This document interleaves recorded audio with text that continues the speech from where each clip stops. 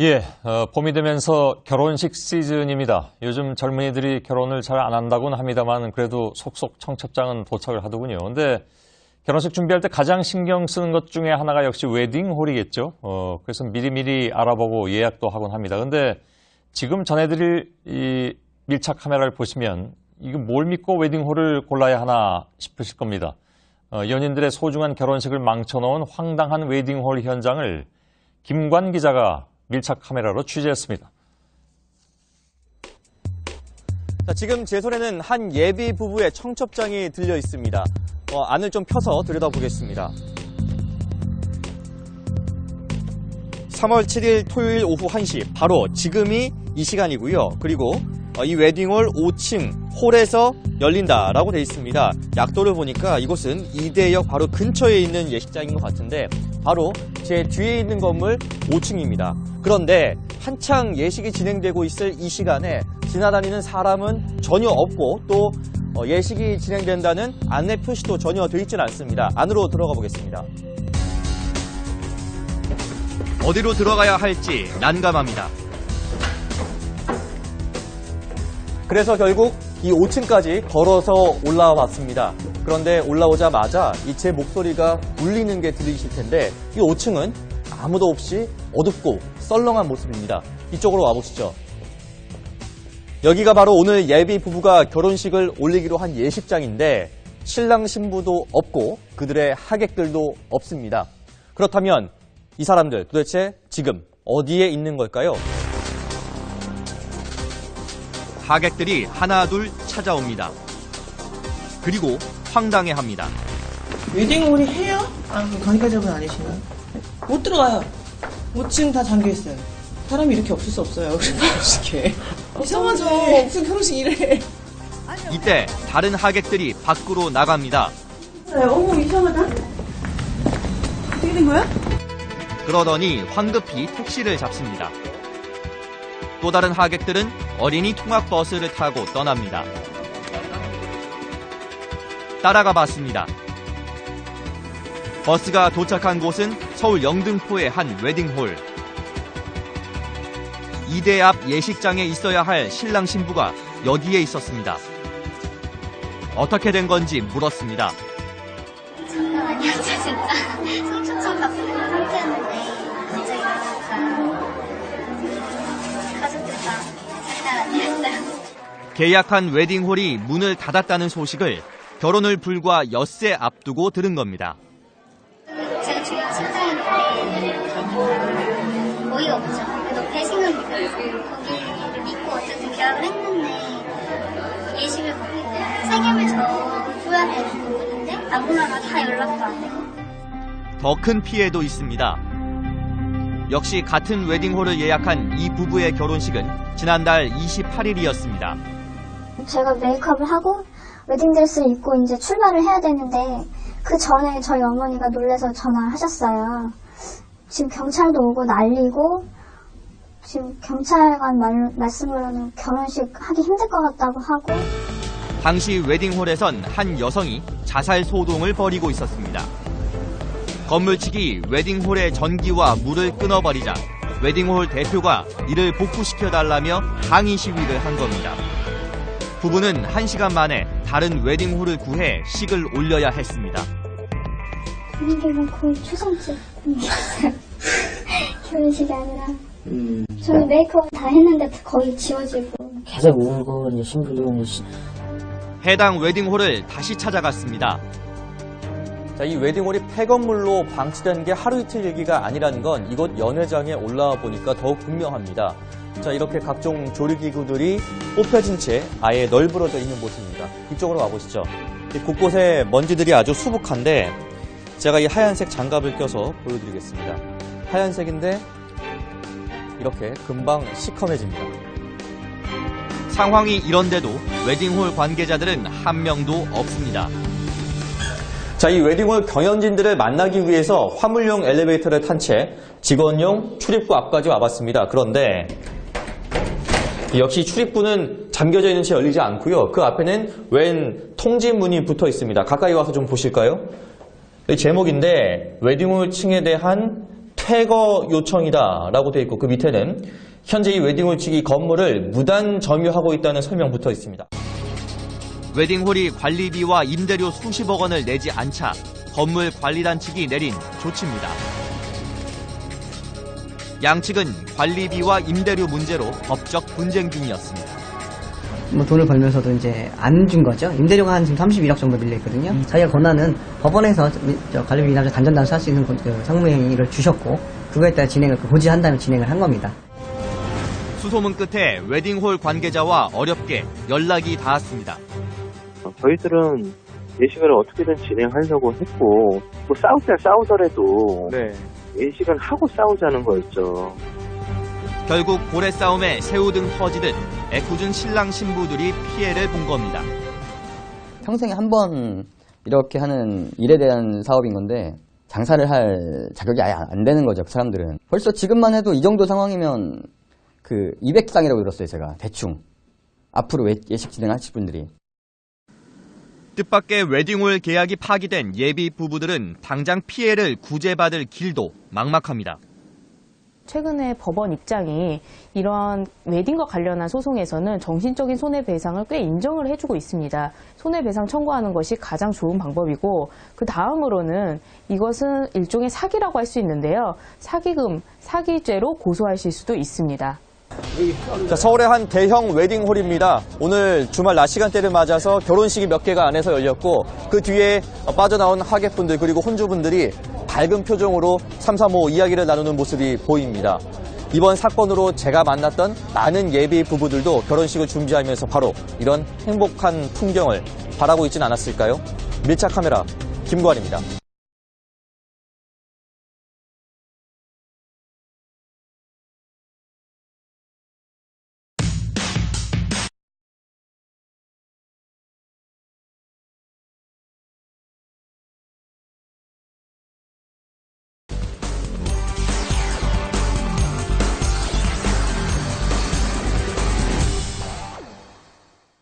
예, 작년에 박근혜 대통령이 서민 생계형 일자리를 늘리겠다고 한 뒤에 대표적인 조치가 나온 것이 푸드트럭 합법화입니다.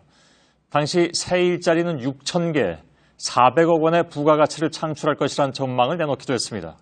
그러나 1년이 지난 지금 허가받은 푸드트럭은 지난달 기준으로 해서 전국에 불과 33개뿐입니다. 왜 이렇게 됐을까요? 밀착 카메라 안지현 기자입니다. 지난 주말 경기도 화성에서 열린 축제. 유독 사람들이 많이 몰려있는 곳이 있습니다.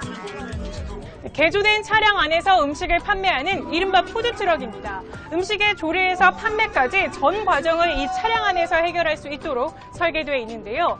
안에 발전기가 있기 때문에 이처럼 차량 안에서도 손쉽게 전기를 사용할 수 있도록 되어 있습니다. 차량 내부를 좀 더 자세히 살펴볼까요? 이쪽을 보시면 이렇게 조리를 위한 가스 레인지도 마련되어 있습니다. 이쪽을 보시면 이처럼 배수구가 있어서 이렇게 남은 음료를 버릴 수도 있습니다.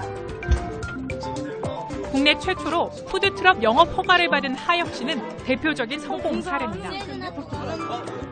이처럼 푸드트럭 영업을 하려면 우선 지자체 허가를 받아야 합니다. 지자체별 공모를 통해 공원과 체육시설 등에서 영업이 가능합니다. 인천에는 이 같은 과정을 통해 허가받은 푸드트럭 2대가 있습니다. 이석준 씨는 공모에 참여해 2년 계약 3,500만 원에 낙찰받았지만 벌이는 신통치 않습니다. 너무 여기 동떨어져 있기도 하고 노점상들 때문도 잘 안 되는 것 같고요. 100만 원도 안 될걸요? 주변에 별다른 시설이 없어 지나가는 사람조차 많지 않습니다. 저분은 아주 외로우시더라고. 손님도 별로 없고. 합법 푸드트럭인지 알아보기도 쉽지 않습니다. 합법 푸드트럭인 거 알고 계셨나요? 아니요, 전혀 몰랐어요. 이쪽으로 와보시면 이렇게 바닥에 푸드트럭 존이라고 써져 있는 글씨와 함께 트럭 안쪽에 영업신고증이라고 붙어있는 이 자그마한 표식이 전부입니다. 이곳에 합법 트럭만 있는 건 아닙니다. 멀리 희미하게 보이는 불빛은 이 허가받은 푸드트럭에서 나오는 불빛입니다. 그렇다면 이쪽을 한번 보실까요? 이 화려한 조명에 이 LED 조명까지 보이는데요. 이곳은 불법 노점상들이 모여있는 곳입니다. 이 바로 앞에 여기 있기 때문에 지나가는 사람들도 훨씬 많아 보이는데요. 얼마나 많은 사람들이 이용하는지 직접 가서 살펴보겠습니다. 한눈에도 많은 사람들이 보입니다. 주류를 포함해 메뉴도 다양합니다. 어쨌거나 여기는 지금 다 불법이죠. 그렇죠. 근데 여기 가서 장사하면 잘 되죠. 네. 들어온 놈도 미친 놈이고, 수자공사에서 저렇게 한 것도 미친 짓이고. 바로 옆 노점 행위를 금지한다는 표지판이 무색할 정도입니다. 인천의 또 다른 곳도 상황은 비슷합니다. 불법 푸드트럭에는 손님의 발길이 끊이지 않고 있습니다.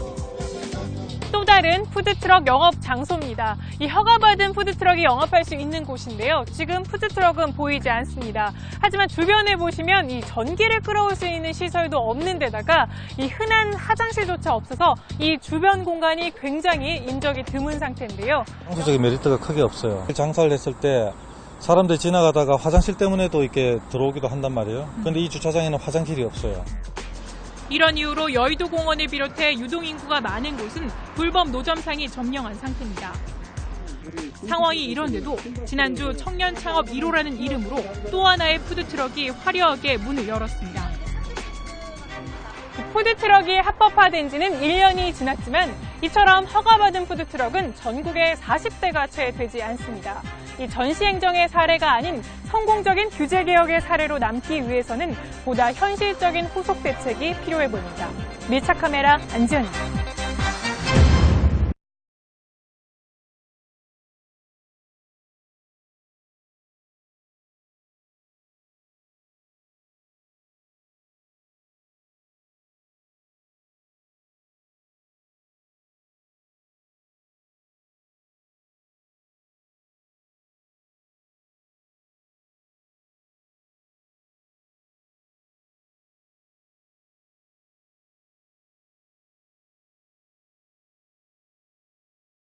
사람 향기 가득한 이세계 MMORPG가 온다. 시그널 사전 예약 진행 중.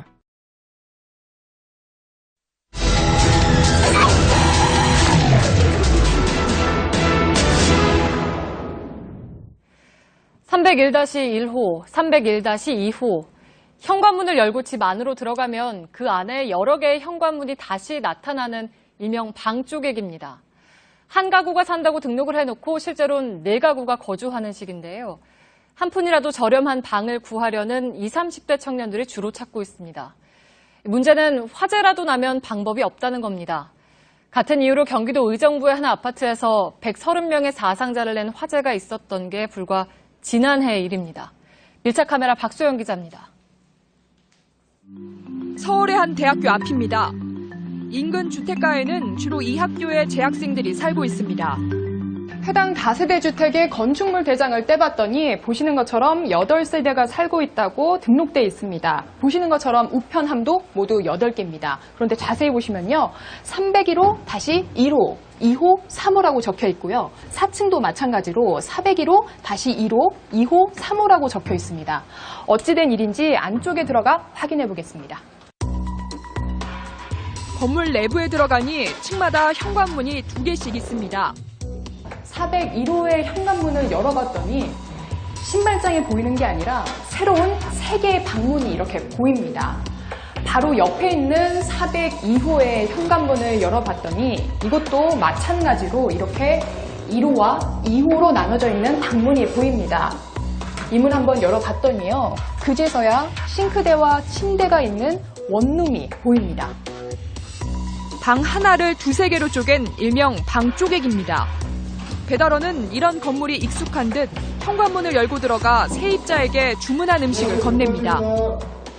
401호인지 알고 그냥 봤는데 다시 1이라서 방문을 열고 들어가면 또 있는 걸 아니까. 이 일대에서 방조객이 건물을 찾는 건 쉬웠습니다.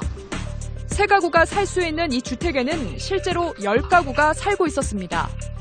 엄연한 불법입니다. 그냥 좋은 집이니까 2년 계약해서 살면은 학생도 편하게 지낼 수 있을 것 같다고 그냥 그런 식으로만 말씀하셨어요. 보증금 200만 원에 월세 37만 원. 하지만 얇은 칸막이로 방을 나눠 방음에 취약합니다. 그래서 고양이 소리가 저녁에 많이 들리고 그렇거든요. 옆에서 뭘 하는지 거의 다 알 수 있는 정도로. 오피스텔보다 저렴하면서 고시원보다 생활 환경이 나은 쪼개기 방의 수요자는 대부분 20, 30대 청년들입니다. 경기도 일산의 주택 밀집 지역입니다. 한 주택에서는 방을 4개로 나누는 공사가 한창이었습니다. 이거 불법인 건 아시죠? 아니, 불법이고 뭐고. 하지만 하는 게 아니라 다른 데도 잘 하는 거 있는데. 실제로 이 일대를 돌아다니며 건축물 대장을 확인해봤더니 위반 건축물로 적발된 주택이 한두 곳이 아니었습니다. 내 가구가 산다고 신고한 이 건물 외벽을 보면요. 이렇게 도시가스 계량기가 6개 달려 있습니다. 그런데 이게 다가 아니라 이쪽으로 오시면 계량기가 13개 더 달려 있습니다. 내 가구가 산다고 신고해놓고서는 실제로는 19가구가 거주하고 있는 겁니다. 이쪽으로 오시면요. 불법으로 방을 쪼갠 정황을 살펴볼 수 있는데 이렇게 발코니에 칸막이를 임의로 설치한 다음에 발코니를 둘로 나눠 사용하고 있는 겁니다. 문제는 이런 불법 개조 건물이 화재에 취약하다는 겁니다. 방을 쪼개다 보니 이동 통로는 좁아지고 소화기 같은 소방시설은 축소될 수밖에 없습니다. 실제로 지난해 1월 130명의 사상자를 낸 경기도 의정부의 아파트 화재는 방 쪼개기가 화재를 키운 원인으로 지목됐습니다. 정부는 위반 건물주에게 원상복구를 명령하고 이행 강제금을 징수하고 있습니다. 하지만 강제금보다 임대 수익이 더 큰 상황이라 실효성을 거두지 못하고 있습니다. 이행강제 넣고 계속해서 쓰시겠다는 거에 대해서는 저희도 어떻게 할 수 있는 부분은 없다고요. 어둡고 미로집 복도에 있는 쪼개기 방들, 조금 더 저렴한 방을 찾는 세입자들은 오늘도 화재 위험에 내몰리고 있습니다. 밀착 카메라 박소연입니다.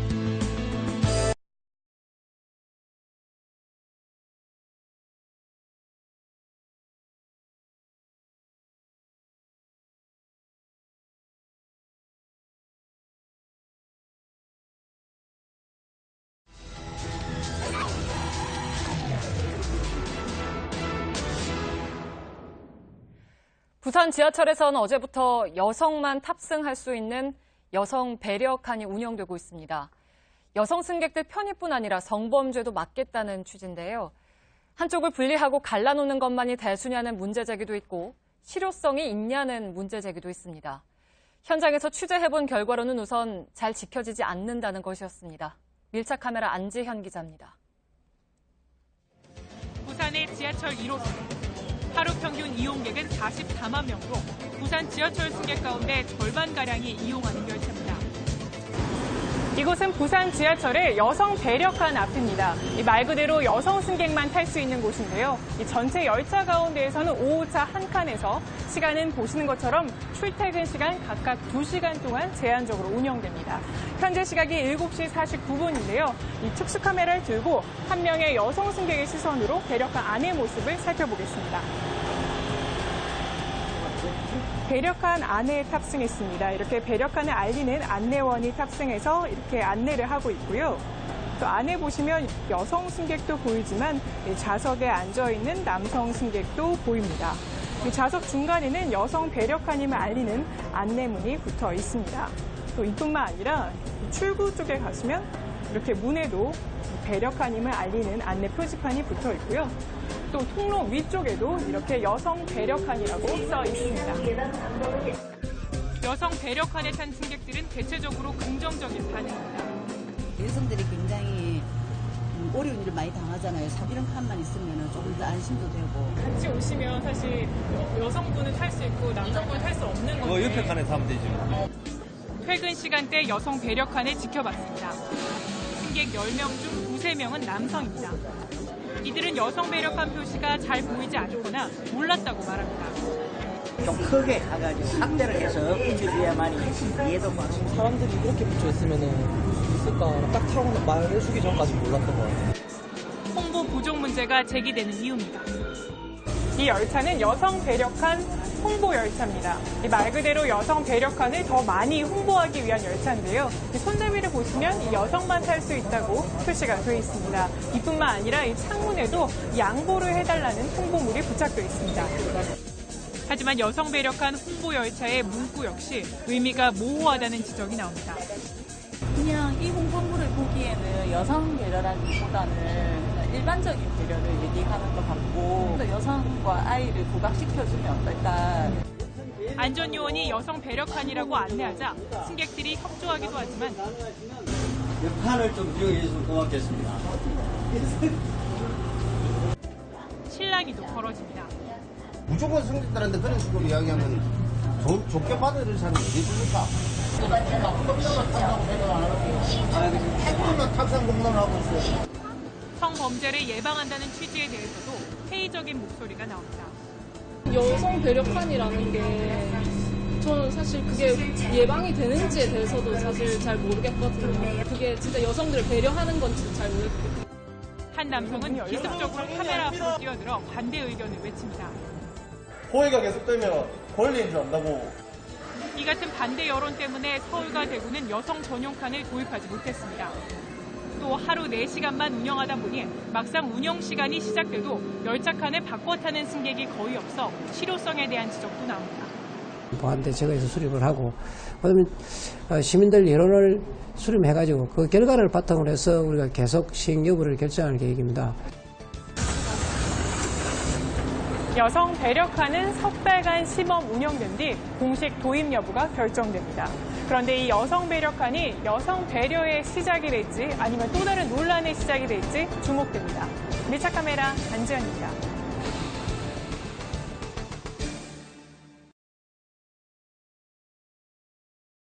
양심이 있으면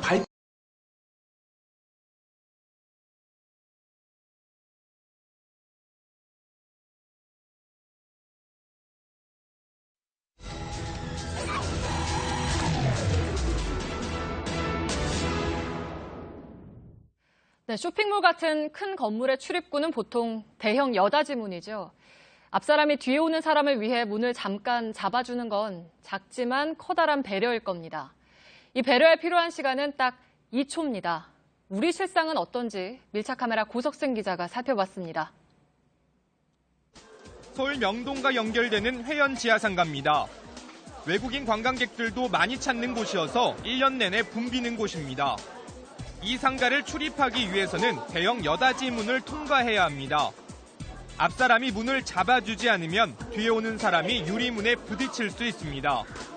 여기 손가락 부상을 조심하라는 스티커도 붙어 있는데요. 실제로 상대적으로 문이 가벼울수록 또 이 속도 제어 장치의 힌지가 낡을수록 이 문의 반동이 커지게 되면서 부상의 위험도 그만큼 높아지게 됩니다. 사람들이 가장 많이 드나드는 출입문에 카메라를 설치해 통행 모습을 지켜봤습니다. 뒤따라오는 이들을 위해서 문을 잡아주는 사람은 찾기 힘듭니다. 이렇다 보니 자칫 부상으로 이어질 수 있는 아찔한 모습도 심심찮게 목격됩니다. 앞사람이 문을 세게 닫고 나가면서 팔이나 어깨를 부딪히는 모습은 흔합니다. 문에 이마를 찍고 놀라기도 합니다. 서울의 한 백화점 출입문 앞으로 장소를 옮겨봤습니다. 이곳 역시 뒷사람을 위해서 문을 잡아주는 모습은 찾기 힘듭니다. 애기 데리고 가다 보면은 짐도 많고 하니까 문 빨리 가시다 보니까는 제대로 잘 안 잡아주셔서 그냥 좀 당황스러운 적은 몇 번 있었어요. 노인들이나 장애인들 그리고 어른 눈높이에서는 눈에 잘 띄지 않는 아이들은 더 위험합니다. 배려는 바라지도 않아요. 제가 문 열면 제가 이게 앞에서 치고 들어오지만 않았으면 좋겠어요. 한 번은 진짜 밟을 뻔했어요. 발을. 근데 오히려 되려 저한테 그리고 화를 내시고 가셨거든요. 많은 사람들이 오가는 서울시청 출입문. 문 앞에 작은 스티커가 붙어 있습니다. 이 스티커를 자세히 보니까요. 뒷사람의 모습을 볼 수 있게 거울이 함께 부착돼 있는데요. 뒷사람을 배려해서 손잡이를 잠시 잡아달라는 의미를 담고 있는 겁니다. 실제로 이 스티커가 얼마나 효과가 있을지 잠시 지켜보겠습니다. 앞선 두 곳보다는 문을 잡아주는 사람이 확연히 늘었습니다. 그냥 지나는 것보다는 이제 이렇게 해주면은 생각이 이제 자각이 드니까. 지하철을 타고 내릴 때에도 잠깐의 배려가 필요합니다. 열차가 도착하면 안에 있던 승객들이 다 내린 뒤에 탑승을 해야 되는데요. 이를 지키지 않는 일부 승객들 때문에 서로 눈살이 찌푸려지는 경우가 종종 생깁니다. 열차를 직접 타고 다니면서 실태가 어떤지 알아보겠습니다. 열차가 승강장으로 들어오고 문이 열리기가 무섭게 사람들이 열차 안으로 들어갑니다. 내리는 승객들은 안중에도 없습니다. 아이를 앞세워 좁은 틈을 헤집고 들어가기도 합니다. 내리려고 했는데 사람들이 너무 많이 밀려와서 제가 못 내린 적이 있었거든요. 그래서 엄청 당황스러웠어요. 왜 이렇게 급하게 탑승을 하는 걸까? 그렇지. 여기 자리가 하나밖에 없었잖아. 남보다 먼저 가려고 하는 건 그 마음이 항상 있다고. 사실은 그건 인정해요. 배려는 남을 위해서뿐만 아니라 나를 위해서도 중요합니다. 그 여유라는 거는 뭐 돈이나 지위 같은 것 같진 않아요. 그렇게 갚으면 또 몇 배로 돌아오니까 그게 결국엔 장기적으로 나한테는 투자죠. 살기가 빠듯하다, 여유가 없다. 요즘 주변에서 흔히 들을 수 있는 말입니다. 이런 때일수록 서로를 위한 작은 배려가 우리 사회를 조금 더 따뜻하고 안전하게 만들 수 있지 않을까요? 밀착 카메라 고석승입니다.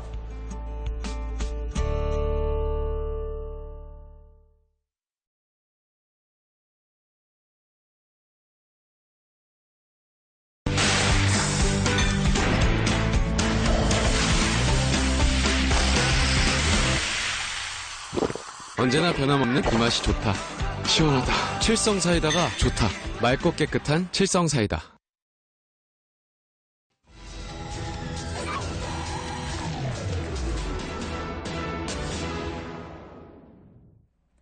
네, 아마존이라고 들어보셨나요? 아이들이 마음껏 다닐 수 있는 구역을 줄임말이라고 하는데요.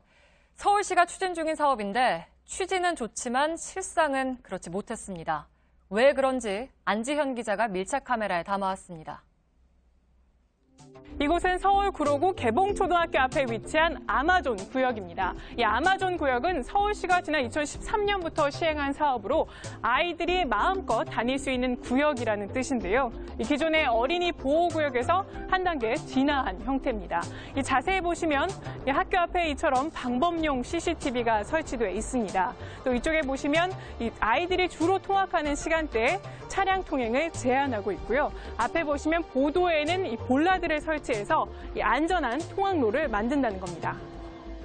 보도블럭과 안전 펜스를 없애고 대신 인도와 차도의 높이차가 없는 평평한 길을 만들었습니다.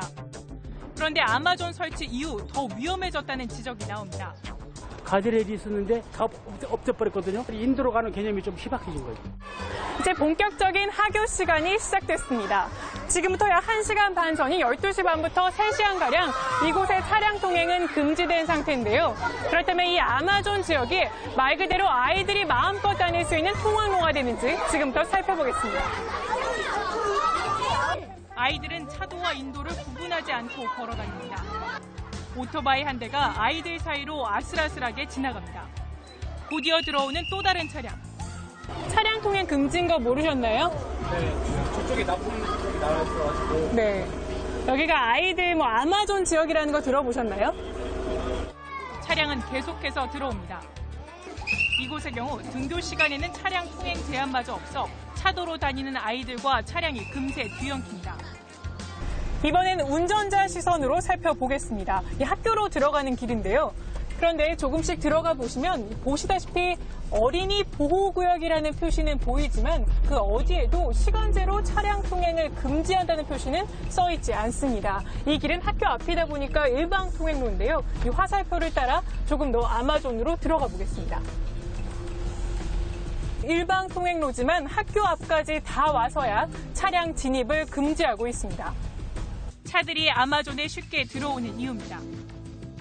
이번엔 서울 은평구 가련초등학교 앞에 아마존 지역입니다. 이곳을 자세히 보시면 바닥에 이렇게 초록색 칠을 해놔서 인도를 차도와 구분해 놓았는데요. 그런데 이곳 역시 아이들이 안심하고 다니기에는 조금 위험해 보입니다.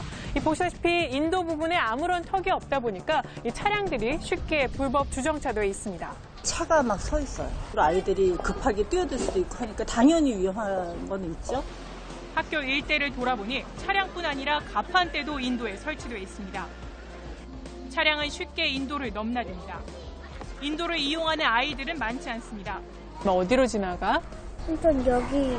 여기? 여긴 차도잖아. 한 차량은 아예 차량 통행 금지 표지판마저 치워버립니다. 홍보 부족도 문제입니다. 370여 개의 학원이 밀집한 노원구의 은행 사거리. 3년 전인 2013년에 설치된 아마존이지만 도로 위 표지판을 제외하고 이를 알아보기는 쉽지 않습니다. 아마존이 어떤 곳인지는 알고 계셨나요? 아니요. 처음 들어? 네. 차만 막 다니고 공원이나 그런 데만 아마존이라고 할 수 있어요. 여긴 아니라고. 서울시는 31억 6천만 원을 들여 서울 내 모두 15곳에 아마존을 설치했습니다. 아마존이나 스쿨존의 가장 핵심은 자동차와 어린이를 근본적으로 분리시켜주는 겁니다. 경계턱이나 가드레일을 설치해서 차와 어린이를 근본적으로 분리시켜줘야죠.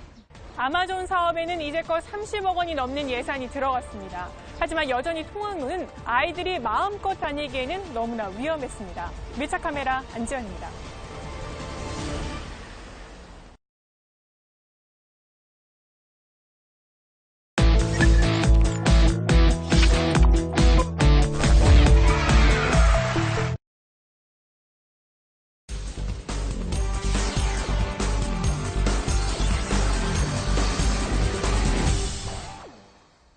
서울시가 얼마 전부터 공공자전거를 운영하고 있습니다. 이용료를 내고 빌려 타는 방식인데 편리하긴 하지만 좀 위험합니다. 밀착 카메라 안지연 기자가 직접 타본 소감을 전해왔는데 실제 사고로 이어질 뻔했다고 합니다. 직접 확인해 보시죠. 제 옆에 이 자전거는 서울시 공공자전거인 일명 따릉입니다. 만 15세 이상이면 누구나 이용료를 내고 사용할 수 있다고 하는데요. 저도 한번 빌려보겠습니다. 앱을 내려받은 후 본인 인증을 거쳐 결제합니다. 결제를 완료한 후에 이렇게 대여를 원하는 자전거 오른쪽에 있는 QR코드를 스캔하면 됩니다. 이후에는 자전거 단말기에 비밀번호까지 입력을 하면 자전거 대여가 완료됩니다. 처음 하다 보니까 시간이 걸렸는데요. 총 15분 정도 소요됐습니다. 정식 운행 후 하루 평균 대여 수는 2,000여 건. 이용하는 사람이 적지 않습니다. 제가 올 때마다 한 거의 10대 가까이 배치를 해놓고 가는데 한 2시간 지나면 또 없고.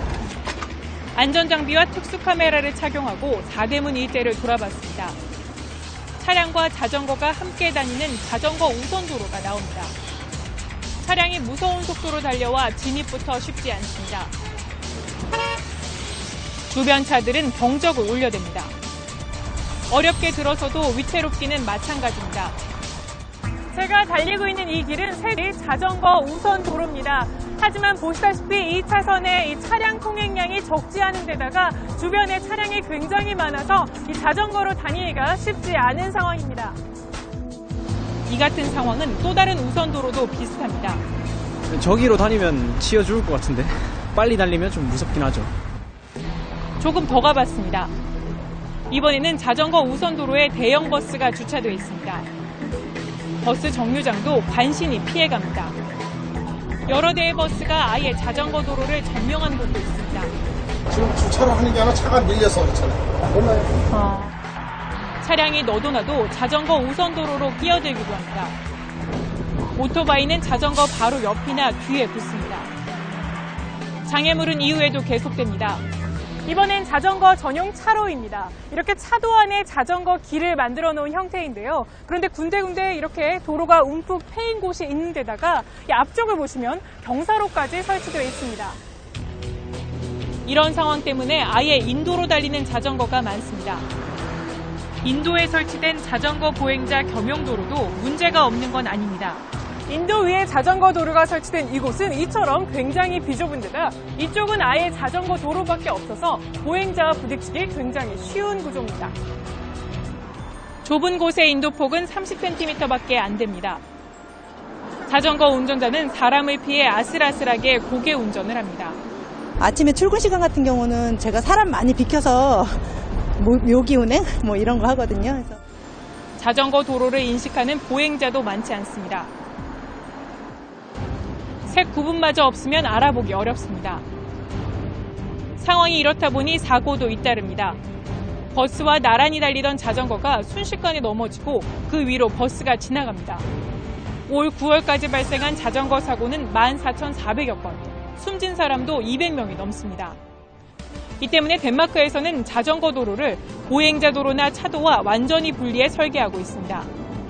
자전거를 생활 속 교통수단으로 정착시키겠다며 도입한 공공자전거 사업. 하지만 공공자전거를 무작정 늘리기에 앞서서 보다 안전한 자전거 도로에 대한 고민이 시급해 보입니다. 밀착 카메라 안지연입니다.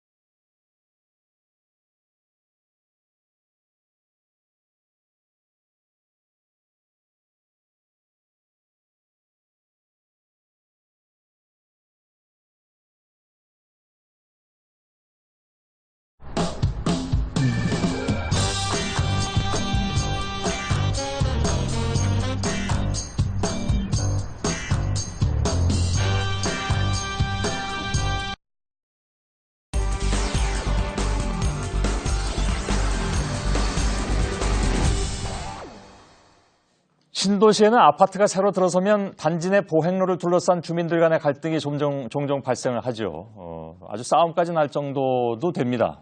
그러다 보니까 황당한 장면이 간혹 나오는데 부산에서는 통학로를 둘러싼 마찰 때문에 어린 학생들이 높은 담벼락을 넘어서 4m라고 합니다. 그 담벼락을 넘어서 등교하는 아찔한 상황까지 벌어지고 있습니다. 오늘 강신우 기자의 밀착 카메라입니다.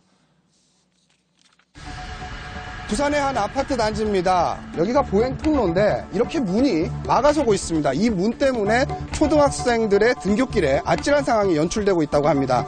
바로 이 장면인데요. 이렇게 높은 담벼락을 넘나들고 있습니다. 어떻게 된 일인지 한번 알아보겠습니다. 오전 8시가 조금 넘은 시각. 보기에도 아슬아슬한 담벼락을 걷는 아이들. 담장을 넘어갑니다. 학교에 늦은 또 다른 아이도 커다란 돌덩이를 밟고 담벼락을 탑니다. 바로 이때 저편에선 다른 아이가 닫힌 출입문을 열고 들어가는 대조적인 모습이 포착됩니다. 무섭죠. 위험하고. 들어와서 절로 넘어가더라니까. 그 애들이라는 걸 어쩔 수 없다니까. 영상에 나왔던 담벼락입니다. 보셨던 것처럼 4m가 훨씬 넘습니다. 제가 직접 한번 올라가 보겠습니다. 어른인 제가 올라가기에도 힘든데요. 직접 이 철조망을 보니까 이렇게나 휘어집니다. 상당히 약하고요. 이 모서리 부분을 보면요. 이렇게나 예리하게 깎여져 있습니다. 그렇다 보니 아이들이 이 난간을 밟고 이 철조망이 없는 곳으로 이동해서 넘어야 하는 더 위험한 상황이 발생하고 있는 겁니다. 문을 통과하려면 아파트 출입카드가 있어야 합니다. 일부는 이 아파트에 사는 사람들에게 카드를 구해 사용하기도 합니다. 불법적으로 겁내주고 애들 다닐 수 있도록 해주는 거는 아니라고는 보는데 오죽 불편하면 안 그러겠나. 아이들이 고개를 부리며 등교를 하고 있습니다. 정말 이 문을 통과하는 방법은 없는 걸까요? 제가 경비실을 한번 호출해 보겠습니다. 아예 연결을 끊어놓은 것 같은데요. 여기를 보시면 경비실 호출 시 문 개방이 안 된다고 못 박아두고 있습니다. 담벼락을 넘지 않는 아이들은 우회길로 가다가도 갑자기 문이 열리면 순식간에 몰려듭니다. 마치 놀이공원 문이 열린 듯합니다. 뛰다가 다칠 우려도 있습니다. 하면 안 되는데 그 시간이 없으니까 안 된다는 생각으로 일단 넘어가요. 부모님은 뭐라고 해요? 저희는 엄마가 몰라요. 저 문을 없애고 자유롭게 다닐 수 있게 해줬으면 좋겠어요. 이렇다 보니 문을 넘어가는 방법을 개발해내는 아이들도 있습니다. 여기 밟고 올라가서 그럼 반대쪽에 밟혀요? 뚫려 있어요. 그래서 그러면 다시 이거 밟고 내려와요. 이웃 주민들만 불편한 게 아닙니다. 해당 아파트 주민들도 발목이 잡혀 있습니다. 이렇게 막아놓은 줄 몰랐어요. 이게 저희 세대 비밀번호 누르면 원래 출입문은 8개 될 수 있었는데.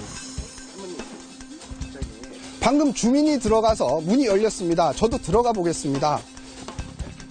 이 문을 한번 살펴볼까요? 보통은 안에서 밖으로 나갈 때는 카드가 필요 없는데 이 문 같은 경우에는 전혀 감지를 못합니다. 센서도 없는 것 같습니다. 지금 이렇게 손이 끼었는데 문이 열리지가 않습니다. 경비실 호출도 안 되는 이런 황당한 상황이기 때문에 아이들 같은 경우에는 다칠 수도 있습니다. 이 아파트 주민들은 새로 들어선 이웃 아파트의 학생들이 단지를 지나 통학을 하자 지난 9월 이런 조치를 취한 겁니다. 떨어질 수도 있고 문에 끼일 수도 있는데 꼭 이 지름길로 가야 하는 걸까요? 돌아가는 길과 얼마나 차이가 나는지 이 아이들의 걸음으로 비교해 보겠습니다.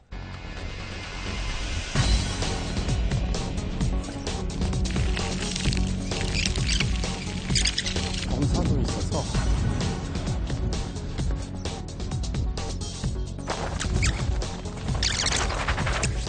네, 돌아가는 길은 경사가 있어서 올라오기도 힘든 데다가 지름길보다 2배 넘게 시간이 걸립니다. 통학 시간만큼이라도 좀 개방해달라, 1시간만 개방해달라고 정말 통사정을 했습니다. 문제의 길은 시가 정한 공공보행 통로여서 차단문을 설치하는 것은 불법입니다.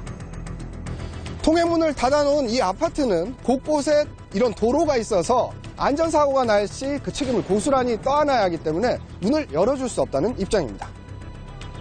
공공보행로에 맞는 설비가 제대로 갖춰져 있지 않다는 주장도 합니다. 공공보행 통로에는 장애 루프로 시설이 돼 있어야 돼요. 그것도 안 돼 있고 시설도 안 되는데 허가 내주는 게 돈이고요. 관할군청은 불법문 관련 이 아파트에 100만 원의 과태료를 부과했지만 해당 문 철거에는 적극적으로 나서지 않고 있습니다. 웬만하면 짜진 철거 가능하도록 중재를 하려고 하거든요. 하지만 주민들은 여전히 대립각을 세우고 있습니다. 빨리 하고 싶으면 빨리 하자고 공문 보내면 되죠. 아니요, 입대기 구성하자마자 첫날에 바로 1호 문서를 보냈습니다. 애들 볼모로 뭔가 뜻이 있어서 그런 거 아닙니까? 조용히 하세요. 조용히 하세요. 이야기하고 있잖아요. 어른들이 이견을 좁히지 못하는 사이 아이들의 고개 등교는 계속되고 있습니다. 불상사가 나기 전에 해당 지자체가 조속히 해결 방안을 내놔야 합니다. 밀착 카메라 강신우입니다.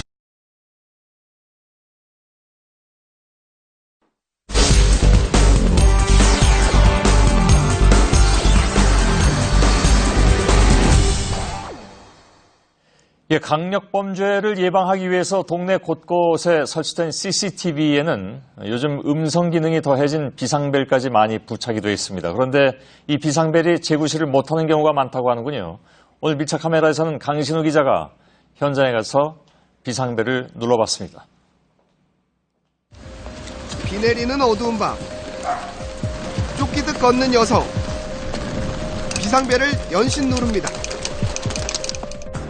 네, 이것이 비상벨입니다. 이 비상벨을 누르게 되면 저 위로 보시는 CCTV가 실시간 녹화가 됩니다. 그런데 이렇게 유용할 수도 있는 비상벨이 예산 낭비만 하고 있다는 지적을 받고 있습니다.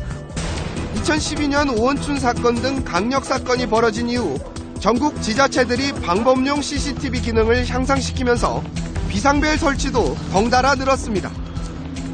현재 경기도 내에만 13,000여 개. 그런데 현장에서 눌러보니 문제가 있습니다. 제가 크게 얘기하는데 안 들려요?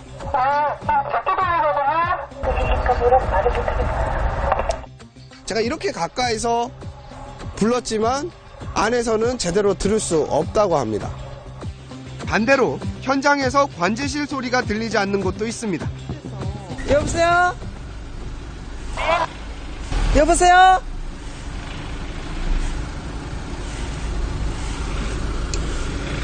크게서 마이크를 가까이 안 하는 것 같아요. 근데 이거 스피커 나쁜 거예요. 네. 오원춘과 박충봉 사건이 일어난 곳과 인접한 주택가입니다. 이곳에도 이렇게 비상벨이 있는데요. 어떤 시스템으로 운영이 되고 있는지 제가 한번 눌러보겠습니다.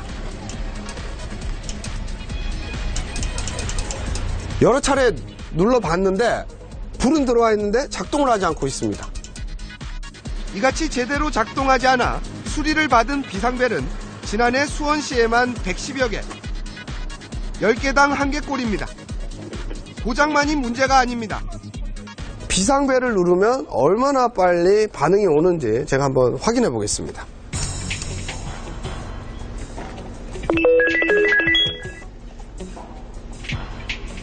관제센터입니다. 33초가 걸렸습니다. 이렇게 반응이 빠르지가 않는 건가요? 누르면 이렇게 안 되는 오랫동안 거예요? 누르면 벨소리가 오랫동안 나기 때문에 그 차이점 때문에 그럴 겁니다. 아이들의 접근성도 떨어집니다. 네, 이곳 어린이 보호구역에도 이렇게 비상벨이 설치는 돼 있습니다. 이 비상벨 설치의 높이를 한번 보면 170cm가 됩니다. 때문에 키가 작은 어린아이들 같은 경우에는 이 비상벨을 누르기가 힘이 듭니다. 비상벨 주변 환경도 문제입니다. CCTV가 설치된 이곳에도 저렇게 비상벨이 설치되어 있습니다. 이곳 역시 이 차가 전방을 가로막아서고 있습니다. 그런데 냄새와 파리가 많이 날리고 있는데요. 이 돌아서서 보니 이번에는 쓰레기가 막아서고 있습니다. 실제로 쓰레기 수거 장소로 쓰이는 곳에 비상벨이 여러 군데 설치되어 있습니다. 근데 이곳에 있는 비상벨은 다행히 차나 쓰레기로 막혀 있지는 않은데 이런 난간이 떡하니 버티고 있어서 누르기가 상당히 부자연스럽습니다. 이뿐만이 아니라 지나가는 사람 시선 컷으로 한번 잡아주실까요? 사람들이 지나가다가도 여기에 비상벨이 있다는 사실을 알기가 쉽지가 않습니다. 왜 이런 구조로 만드셨나요? 그러면요, 저희가 AS팀에게 얘기해서 조치하도록 하겠습니다. 네, 바로 이곳이 관제센터입니다. 현장에서 비상벨이 울리면 이곳 직원들이 응대를 하게 됩니다. 평상시에도 이곳 직원들은 24시간 동안 모니터링을 진행하고 있습니다. 하지만 투입된 예산과 인력에 비해 그 효과가 미미하다는 지적도 나옵니다. 경기도 일부 시에서는 지난 9년간 비상벨을 통한 위험이나 사고 신고가 한 건도 없었습니다. 비상벨이 좀 효율성이 떨어진 부분이고 그런 상황에서는 휴대폰을 이용한 신고가 효과적이지 않을까라는 생각입니다. 비상벨 설치에 드는 비용은 평균 50만 원. 경기도에서만 64억 원가량이 투입됐습니다. 이렇다 보니 관리가 어렵다는 이유 등으로 비상벨을 철거하는 지자체가 나오고 있습니다. 5개에 돼 있다 보니까 수시로 고장이 나고 있습니다. 고장 유무를 파악이 불가능한 상태입니다. 그야말로 비상벨 관리에 비상이 걸린 겁니다. 제대로 활용하기만 하면 범죄 예방과 범인 검거에 큰 도움이 되는 비상벨. 더 이상 예산 낭비라는 비판을 받지 않도록 이런 주변 정리와 함께 신속한 보수 등 철저한 관리 감독이 필요해 보입니다. 밀착 카메라 강신호입니다.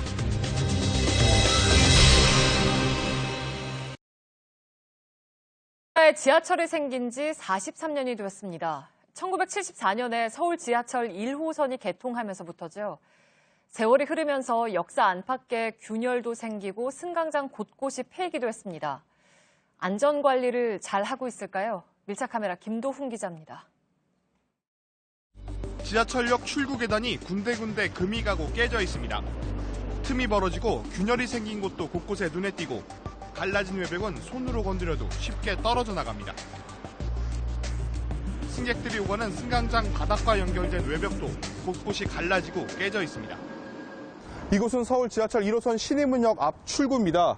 1980년도에 지어져 올해로 37년째가 된 역사인데요. 처마 위쪽을 보면 콘크리트 조각이 군데군데 떨어져 나가서 자칫 지나는 행인 머리 위로 떨어질 우려도 있습니다. 조금 더 한번 뒤쪽으로 와서 살펴보면요. 이 기둥과 천정, 콘크리트 조각들이 곳곳에 떨어져 나가 있는 흔적을 볼 수 있습니다. 안쪽 상황은 어떨지 지금부터 한번 들어가서 확인해 보겠습니다. 승객들이 지하철을 타고 내리는 승강장 내부에도 곳곳에서 균열의 흔적이 발견됩니다. 천장에는 곰팡이가 피어있고 승강장과 연결되는 바닥엔 금이 생겼습니다.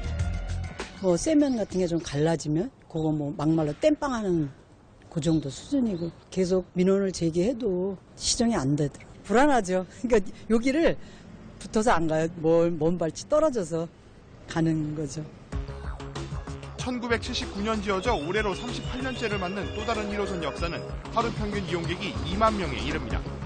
스크린도어 설치 공사를 위해 승강장 출입문과 맞닿는 곳마다 시설물이 설치된 공간에 검은색 고무 발판이 깔려 있습니다. 자세히 살펴보니 승강장 곳곳에 콘크리트가 부서지고 갈라진 채 방치돼 있습니다. 아파트만 해도 한 30년 되면은 이게 다시 재개발하고 또 이렇게 수리를 하는데 여기는 진짜 너무 오래돼가지고 너무 노후화된 것 같아요. 위험하기도 하고 깔끔하게 좀 정리된 그런 시설 보수를 좀 했으면 좋겠어요. 스크린도어 공사를 위한 사전 작업 구간과는 떨어져 있어 노후화로 인한 것으로 추정됩니다. 이곳은 지하철 1호선 광운대역 승강장입니다. 이 바닥에는 이렇게 고무 매트가 깔려 있고요. 이 고무 매트 아래에는 나무 판자가 덧대어 있는 걸 볼 수 있습니다. 이 아래쪽 상황이 어떤지 한번 관찰 카메라로 살펴보니까요. 콘크리트가 깊게 패이고 떨어져 나간 흔적을 볼 수 있습니다. 자칫 많은 사람들이 이곳에 몰릴 경우 인명사고로까지 이어질 수 있는 상황입니다. 코레일 측은 다중이용시설인 역사는 시설물의 안전관리에 관한 특별법에 따라 정기적인 안전진단을 실시하고 있고 신임문역과 광운대역 모두 지난해 기준 안전진단에서 B등급을 받았다고 밝혔습니다. 건물이 붕괴 의미나 이런지 있는지 안전한지 그 시설물에 대한 등급을 나누고 있습니다. 공사 준비 차원에서 나눈 거고요. 향후에 다 보완이 될 거고요. 서울 지하철 하루 평균 이용객은 약 800만 명에 이릅니다. 노후 지하철 역사에 대한 좀 더 꼼꼼하고 체계적인 안전관리가 필요한 이유입니다. 밀착 카메라 김도훈입니다.